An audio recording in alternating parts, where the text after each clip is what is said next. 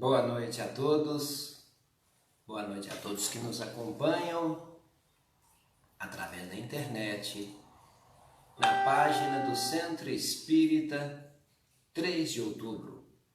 Estamos falando ao vivo, hoje quarta-feira, 20 horas, estamos falando aí ao vivo para toda Varginha, todo o sul de Minas, todo o Brasil e você que está em qualquer lugar do mundo.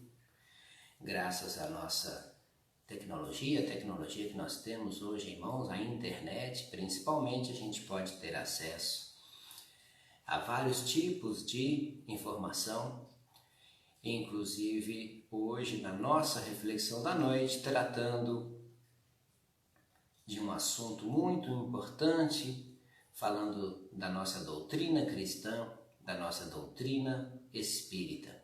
Falaremos um pouco hoje sobre a caridade. Pedimos licença à espiritualidade maior para iniciar os nossos trabalhos, fazendo uma oração. Que o nosso Mestre Jesus Cristo nos abençoe mais uma vez na reflexão da noite, para que a gente possa levar a todos um assunto bastante interessante, proveitoso, salutar a respeito da nossa doutrina cristã, a respeito dos ensinamentos dos Espíritos, o ensino do Mestre sobre a interpretação da doutrina espírita. Então, como disse, o nosso tema é caridade, agora são 8 horas e 2 minutos ao vivo. Boa noite a você que já está chegando aí, nos acompanhando, já está compartilhando nossa live. É o primeiro encontro nosso, né? Eu e Júnior Braga, é o primeiro encontro nosso esse ano. E a gente está muito feliz, muito honrado, estou muito honrado de estar de volta nessa colaboração que a gente faz para aprendermos e refletirmos juntos sobre a doutrina espírita. Terça-feira que vem retornamos ao estudo do Evangelho segundo o Espiritismo, capítulo a capítulo. Será publicado na nossa página o dia certinho, que a gente retorna, né, o tema, e contamos mais uma vez com a presença de todos. Então vamos conversar um pouco sobre este belíssimo tema que em várias partes da doutrina é abarcado, é debatido, que é a caridade. A palavra caridade, ela tem origem no latim, a palavra caritas, que à época significava afeto, estima. Hoje a palavra caridade, sob a ótica da doutrina cristã, sob a ótica da doutrina espírita, tem um significado ainda mais abrangente. A caridade é um tema que com certeza não esgotaremos hoje, traremos apenas alguns pontos. A caridade é uma disposição íntima, ativa e dinâmica. Uma disposição íntima. E como se manifesta, como se procede, como que se trabalha, como se pratica a caridade? A caridade se manifesta de muitas formas, de infinitas formas. A caridade pode ser praticada através dos nossos pensamentos de bondade. Praticamos a caridade nas nossas orações, nas nossas preces. Praticamos a caridade quando nos deparamos com a pessoa que precisa de algum conselho, conselhos úteis, proveitosos para essa pessoa que chega até nós. A caridade se manifesta através de um apoio, de uma força no momento em que um semelhante esteja atravessando problemas de várias espécies. A caridade se manifesta também, como muita gente às vezes não entende, através da caridade material. A caridade que fornece alimentos e recursos materiais no momento certo a quem desses recursos necessitam, a quem necessita de recursos materiais. Nós podemos praticar e devemos praticar essa caridade conseguindo esses recursos, disponibilizando esses recursos a estas pessoas. A caridade não espera, ela não exige reconhecimento ou recompensa. Esta é uma característica inafastável da caridade. A caridade não espera ou exige reconhecimento ou recompensa. Em outras palavras, a caridade reflete em nós, reflete um desapego de resultados. Ou seja, se pratica a caridade sem avistar, sem pensar em prováveis ou possíveis resultados que essa prática caridosa possa ter. É um tema, como disse, bastante profundo, mas a gente precisa refletir que muitas vezes utilizamos a terminologia inadequada para um ato que julgamos ser de caridade, e às vezes ele pode não ser, ainda que seja um ato de beneficência, de generosidade, mas a caridade é mais do que generosidade.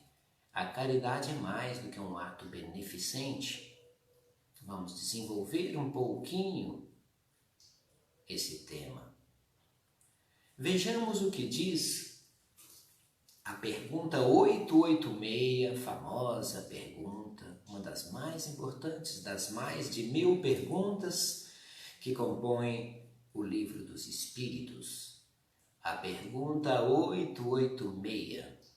Qual é o verdadeiro sentido da palavra caridade? Como entendia Jesus? Qual é o verdadeiro sentido da palavra caridade? Como entendia Jesus?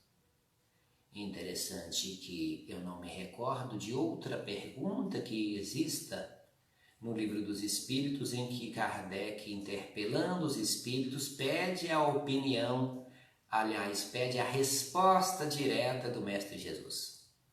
Essa nós temos a resposta direta do Mestre Jesus. Jesus respondeu aos espíritos superiores que levaram a resposta até Kardec. E Jesus responde: o que é caridade para o nosso guia e mestre da humanidade? Benevolência para com todos, indulgência para com as imperfeições alheias e perdão das ofensas. 3 pilares básicos que no entendimento sublime do Mestre Jesus definem a caridade. Vamos falar um pouquinho de cada um deles para irmos a outros temas da doutrina cristã, da doutrina espírita a respeito da caridade. Benevolência para com todos. A benevolência é o querer bem a todos os seus semelhantes. Todos. Uma suposta benevolência a uma parte da sociedade e a outra não, vai retirar essa característica da benevolência. Será outra coisa? Não será um dos pilares básicos da caridade. Benevolência para com todos é o querer bem a todos os seus semelhantes, a cada um do seu próximo. É o sentimento de profundo amor pelo seu próximo, é a compreensão dos atos do próximo. Então, isso é benevolência. É ser bom para com todos. É um dos 3 pilares básicos que nos traz a espiritualidade maior, por incumbência do Mestre Jesus, resposta do Mestre Jesus a respeito da caridade. Então este é o primeiro dos 3 pilares que estão compostos, descritos e explicados na questão 886. mas a espiritualidade também nos alerta que caridade também é indulgência para com as imperfeições alheias. Olha que interessante. Do latim indulgentia significava ser gentil, sentido bem próximo ao que nós temos hoje da palavra indulgência, o significado da palavra indulgência. Porque a indulgência, a gente pode dizer que é a tolerância, é mais até um pouquinho, é uma capacidade de aceitar, tolerar e ainda mais, entender as atitudes alheias. Isso é indulgência. Indulgência é capacidade de aceitar, tolerar e entender as atitudes alheias, as atitudes que nós supostamente entendemos que são inadequadas, ofensivas, injustas para conosco. Quanto mais indulgente, mais apto, mais capaz de processar essa atitude do outro, que a gente acha que nos ofende, que nos magoa. Esta é a indulgência. Julgar, indulgência também a gente pode dizer que seria julgar com mais serenidade os erros e equívocos do outro. Julgar com mais serenidade as faltas do outro. A pessoa indulgente, ela não vê os defeitos dos outros. E se porventura a pessoa indulgente vê os defeitos dos outros, ela não comenta, ela não difunde, ela não propala esses defeitos. Olha que interessante. Então a pessoa indulgente, ela tem uma outra postura em face das imperfeições alheias. Não vamos nos esquecer de um ensinamento, de uma frase, um ensinamento clássico da doutrina espírita. Não enumerar os erros do outro é caridade moral. Não mencionar os erros do outro é caridade moral. Melhor ainda, não difundir, não propagar, não propalar o erro do outro é caridade moral. Haja vista que não gostaríamos de ver nossos erros sendo comentados, divulgados e ainda deturpados, o que é muito comum. Boa noite a todos que já estão nos acompanhando aí. Obrigado pela presença de vocês. É sempre uma honra estarmos estudando e refletindo juntos a nossa tão importante e amada doutrina cristã, doutrina espírita. Então, ainda na questão 886, para a gente comentar mais um pouquinho sobre essa definição segundo Jesus Cristo em relação ao nobre sentimento caridade. Disse da benevolência para com todos, comentamos um pouquinho da indulgência para com as imperfeições alheias e o terceiro pilar básico dessa definição é o perdão das ofensas. Perdão é um tema também que a gente tem que preparar um dia separado só para um estudo, para um dia de estudo, que é altamente profundo. Mas vamos comentar um pouquinho o que seria esse perdão das ofensas. Perdão é libertar-se do ressentimento, é desvincularmos da raiva, do rancor que nos prende a determinada pessoa. Parar de remoer a ofensa que julgamos ter sofrido. Cada vez que remoemos, revivemos, não nos libertamos dessa mágoa, nós ainda não iniciamos o processo de perdoar. Perdoar, às vezes, não necessariamente você esquece o fato, como muito comumente se diz por aí, eu já esqueci, eu perdoei.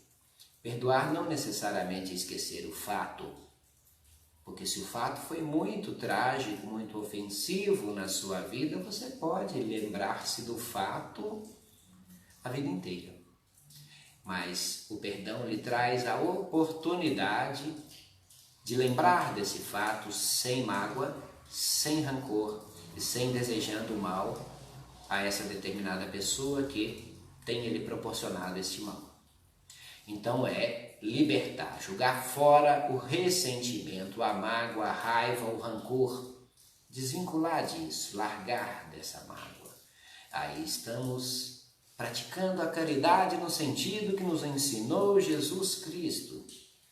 Praticando a caridade como sentimento nobre que se confunde com o amor.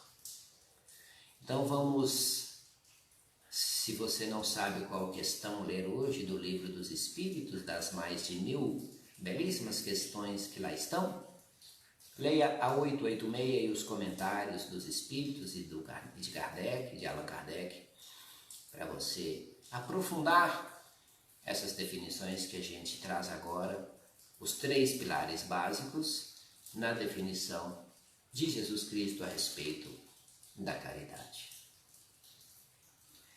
A caridade, ela abarca, ela abrange todas as relações que temos com os nossos semelhantes, quer sejam nossos semelhantes inferiores a nós, iguais a nós ou nossos superiores. Muito importante isso. Então a gente pode fazer caridade com quem é mais importante, quem é mais rico, quem é mais poderoso do que a gente? Perfeitamente. Isto está muito claro no Livro dos Espíritos, nesta mesma questão 886. Então a caridade abrange essa relação em face de pessoas inferiores, que a gente acredita que a gente só pode fazer caridade com quem é inferior a nós, né? Lê do engano, mas a caridade abrange essas relações com os nossos semelhantes supostamente inferiores, supostamente iguais e supostamente superiores. Abrange a todos, todas as relações com todos os seres humanos. Então é possível, repito, fazer caridade a uma pessoa mais rica, mais poderosa, que tenha mais status do que nós. Porque a caridade não se resume à caridade material de dar uma esmola. Se a gente ficar na cabeça só com a caridade material, a gente vai esbarrar nessa questão. Então eu só posso fazer caridade a quem está precisando, aquele ser bem infeliz. Não?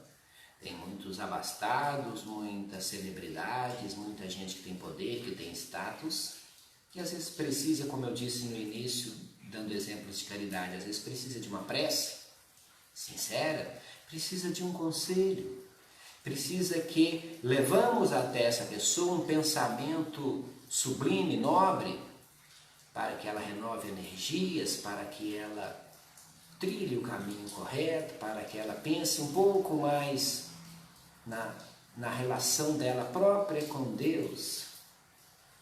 Então é muito importante essa parte para entendermos a caridade de outra forma, que ela abrange todas essas relações humanas. A esmola, como acabo de dizer, a ajuda material, o recurso material, é apenas uma das infinitas formas de praticar a caridade. É importante o recurso material, é importante a ajuda material, é importante a esmola? Sim, sim, muitas das vezes. Muitas das vezes a pessoa está com fome, 2, 3 dias sem comer, 4 dias sem comer, um prato de comida para essa pessoa, não será que não é importante? É muito. A pessoa que está com frio, quase morrendo de frio, que o frio leva ao óbito, o agasalho que está sendo comido pelas traças no seu guarda-roupa não serviria para ela?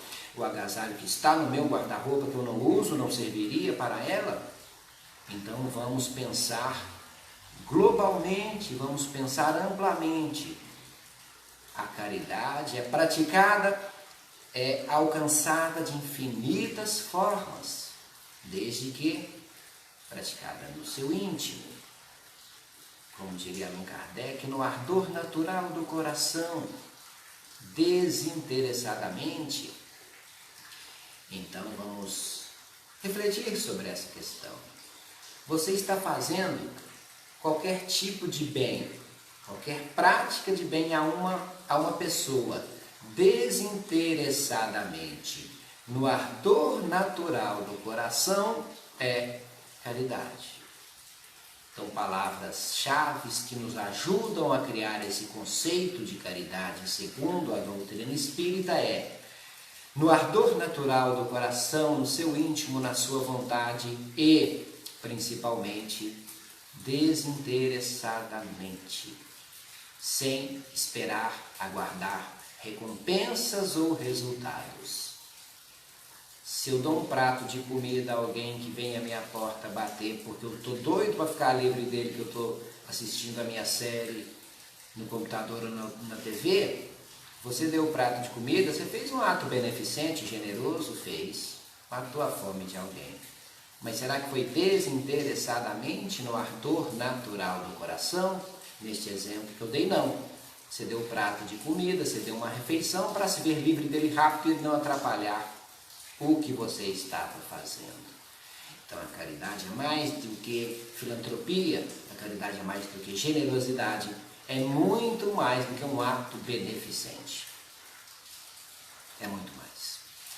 A caridade para a doutrina cristã, para a doutrina espírita, que é a mesma coisa, ela tem um sentido amplo, um sentido super abrangente.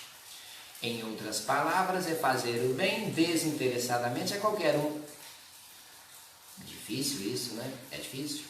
Sabemos. Sabemos, nós cristãos, espíritos, sabemos. Mas a gente tendo essa consciência, a gente é capaz de nos melhorar a cada dia buscando atingir essa plenitude. Estamos engatinhando para isso, mas vamos engatinhar para frente e não para trás. Então essa prática desinteressada, esse praticar o bem desinteressadamente a qualquer um, é a forma sublime da caridade. A caridade é uma virtude, portanto, a caridade é uma virtude incondicional. Incondicional. Exemplo que eu já trouxe aqui para nosso estudo e nesse momento veio à minha mente novamente é a questão do político que distribui cestas básicas na véspera da eleição. Dentro da cesta ele já aproveita e coloca diversas propagandas políticas dele, os chamados santinhos, dentro da cesta básica.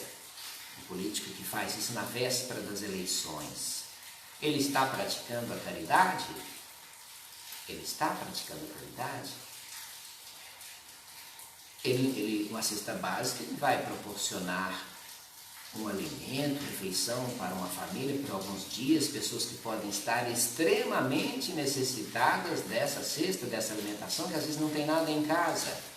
Mas para a doutrina espírita é caridade, para a doutrina cristã, em regra não. Por que não? Porque se houve o interesse por trás disso, esse interesse escuso, esse interesse político de obter o voto, quando o político, nas vésperas da eleição, distribui a cesta básica, ele está praticando um ato beneficente, apenas isso. Com exceções, claro, não estou generalizando, mas se na cabeça dele, se no coração dele ele faz isso para auxiliar na campanha política, para obter votos, aí podemos cravar que não é caridade. A caridade, repito, no ardor natural do coração, sem pensar em qualquer tipo de recompensa. É um ato de beneficência, esse exemplo, que um dia, quem sabe, pode se evoluir à benevolência, porque beneficência é diferente de benevolência. A beneficência é um ato que traz um benefício para alguém. Mas o ato beneficente não está preocupado, entre aspas, o ato não está preocupado com o autor do ato. Na benevolência, como pilar da caridade, o que passa dentro do autor do ato é importante. O que ele quer com isso? Simplesmente praticar o bem ao outro? Aí é caridade. Desinteressadamente é caridade. Então é difícil praticar a caridade, é difícil, a gente tem que estar sempre lutando, sempre nos condicionando a esse entendimento para nos aproximarmos desses espíritos de luz que um dia estiveram entre nós, que praticavam e praticaram a caridade pura, como tantos, Francisco Cândido Xavier, Madre Teresa, Irmã Dulce, que praticavam aqueles atos de benevolência por simplesmente proporcionar o bem, levar o bem àquelas pessoas que necessitavam e que estavam, em regra, jogadas às traças, jogadas ao relento, sem nenhuma ajuda material, moral e espiritual. Então essas pessoas levavam com o coração aberto, praticavam realmente esta caridade. Então, ainda em outras palavras, virtude sem pensamento oculto. A caridade é uma virtude sem pensamento oculto. Virtude com pensamento oculto, pensamento nefasto, pensamento deletério, que eu estou me referindo, não é caridade. Interesses pessoais ocultos desqualifica a caridade, desnatura a qualidade. O pensamento nefasto, interesseiro, oculto, torna o seu ato como qualquer outro ato qualquer, mas não é um ato de caridade. Então é muito interessante nós nos condicionarmos a entender o que é a caridade para poder praticá-la um dia na forma clara e límpida, como nos ensina a questão 886 do Livro dos Espíritos. Então, um pulinho lá no Evangelho segundo o Espiritismo. No Evangelho segundo o Espiritismo, quando no capítulo 15, os Espíritos nos ensinam: toda a moral de Jesus se resume na caridade e na humildade. Nos mostram os Espíritos que estas sublimes virtudes, humildade e caridade, são exatamente o contrário do egoísmo e do orgulho. E olha que esse capítulo 15 coloca essas duas virtudes como virtudes indissociáveis e importantíssimas, humildade e caridade, que se contrapõem ao egoísmo e orgulho. Egoísmo e orgulho, esse, dois vícios difíceis de vencer e que todos nós carregamos, infelizmente, ainda esse orgulho e esse egoísmo. Alguns carregam com maior ênfase, dão mais ênfase, com maior presença na vida, e outros já, graças à evolução moral, intelectual, à evolução espiritual, já conseguem ir retirando esse egoísmo, esse orgulho da vida, do dia a dia, os substituindo pela humildade e pela caridade. Ainda no Evangelho segundo o Espiritismo, no capítulo 17, acho que é o Sede Perfeitos, os Espíritos nos ensinam que a essência da perfeição é a caridade. É no capítulo 17 mesmo, Sede Perfeitos. A essência da perfeição humana, da perfeição do Espírito é a caridade. O que é a caridade? Volta na questão 886 do Livro dos Espíritos, que você vai ter um pontapé inicial lá perfeito. De lá sai toda essa reflexão que estamos tendo agora. Então, repetindo, a caridade, os Espíritos nos ensinam no capítulo 17 que a essência da perfeição é a caridade. A caridade ela implica a prática de todas as outras virtudes. Todas as outras, é como se todas as outras virtudes, devotamento, abnegação, respeito, honestidade, elas todas estão sendo abarcadas pela caridade. E a caridade nós devemos nos lembrar: perdão das ofensas, indulgência para com as imperfeições alheias e benevolência para com todos. Desses 3 pilares que compõem a caridade, segundo o capítulo 17 do Evangelho segundo o Espiritismo, todas as outras virtudes estão nela, na caridade, contidas. Olha que coisa importante. Muito interessante, né? O homem penetrado do sentimento de caridade, ou seja, a caridade já está dentro do seu espírito.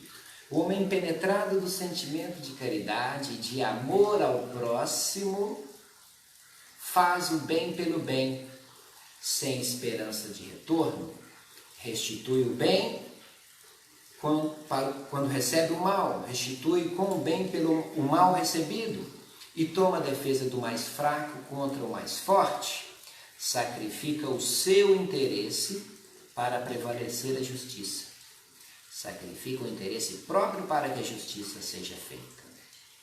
Mais uma reflexão sobre a caridade, contida no Evangelho segundo o Espiritismo. Boa noite a todos que estão participando: Elisete, Rosélia, Maria Alcina. Eu sempre esqueço o nome de alguns: Lilian, o Maurinho, o Antônio, muita gente aqui com a gente participando. A Rosélia aqui nos complementando os estudos. Caridade é igual amor, caridade é igual amor em movimento. Perfeito. Movimentando esses atributos do amor, ele se confunde com a caridade. É muito interessante a gente trabalhar essas definições desses sentimentos, né? Uma coisa também que a gente precisa acrescentar nas grandes leis morais do Livro dos Espíritos, a lei número 10 do Livro dos Espíritos é a lei de justiça, amor e caridade. Lei de justiça, amor e caridade. Um dia separado a gente fala só de justiça, a gente fala só de amor, hoje tentando falar um pedacinho, uma pequena fração sobre a caridade. Mas chama atenção para a gente perceber que, cuidadosamente, como toda a codificação, os Espíritos colocam nesta lei de número 10, 3 institutos que formam apenas uma lei. Não é a lei de justiça, não é a segunda lei, a lei do amor, não é a terceira lei, a lei da caridade. É uma lei só, lei de justiça, de amor e caridade. Por que uma lei só? Porque são indissociáveis, um instituto complementando o outro.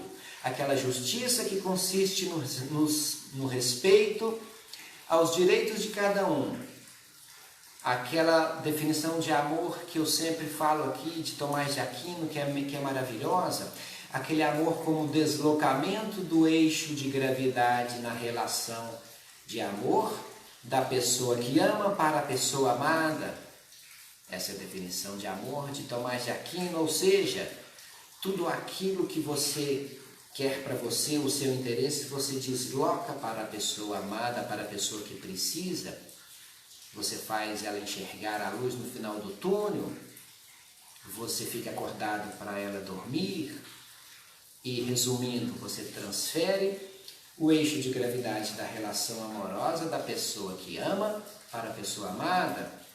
É uma definição bonita de amor. Então, a caridade a gente já comentou já bastante, já temos aí 35 minutos de live, o tempo passa muito rápido. Então, vejam bem, essa lei 10, de número 10 do Livro dos Espíritos, sendo uma lei só, em que é a lei de justiça, de amor e caridade.